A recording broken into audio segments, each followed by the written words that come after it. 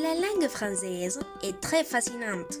On apprend toujours quelque chose de nouveau. Prononciation, syntaxe, temps verbeux, grammaire. Mais parfois vous avez entendu dire quelques expressions comme on y va, on commence, on utilise et d'autres. Mais vous n'êtes pas sûr comment vous pouvez l'employer correctement dans votre vie quotidienne.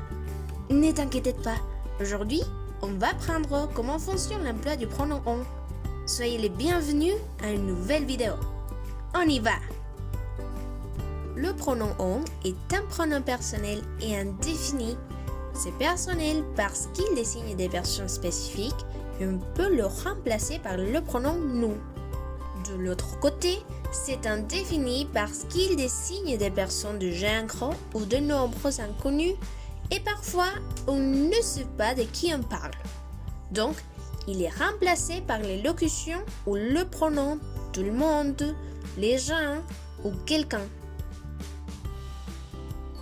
Par exemple, dans le cas du pronom personnel, on va utiliser le contexte suivant afin d'exemplifier. Nous allons commencer la réunion à 10h. Il est 10h moins 5. Donc, on pourrait dire on commence la réunion en 5 minutes. Dans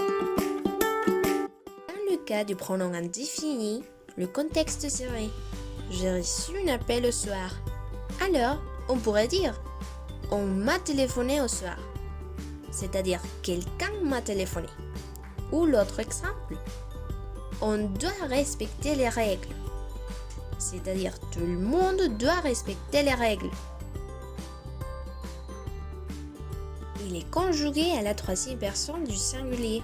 Cela veut dire qu'au moment de conjuguer avec ce pronom, on le fait comme si on conjugue avec le pronom il ou elle. Un exemple, il a acheté un portable. Donc, on a acheté un portable. Alors maintenant, je vais vous donner quelques conseils. Donc, faites attention. 1. L'usage du pronom on, ce n'est pas uniquement pour remplacer le pronom nous. On peut aussi faire référence aux autres pronoms, comme je, tu, il, elle, vous, il ou elle au pluriel. Si vous direz ils m'ont donné un cadeau, c'est la même chose de dire on m'a donné un cadeau. Mais c'est peu fréquente cette utilisation. 2. On peut utiliser le pronom on à l'oral ou à l'écrit. 3.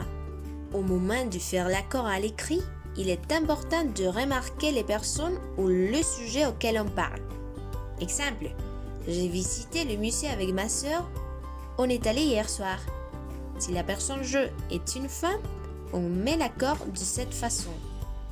On ajoute ES dans le participe passé. Si la personne je est un homme, on met l'accord de cette manière. On ajoute un S dans le participe passé. Alors, vous devez faire attention à ces détails. Alors, on va faire un résumé. Rappelez-vous, le pronom on est un pronom personnel ou indéfini, comme tout le monde, les gens ou quelqu'un. On l'utilise à l'oral ou à l'écrit. On conjugue le pronom on à la troisième personne du singulier. On utilise fréquemment le pronom on pour remplacer le pronom nous. Mais on peut le faire aussi avec le pronom je, tu, il, elle, vous, il ou elle au pluriel. Mais c'est peu fréquente. Et finalement, quand on fait l'accord, il est important de remarquer les personnes ou le sujet auquel on parle. J'espère que vous avez compris.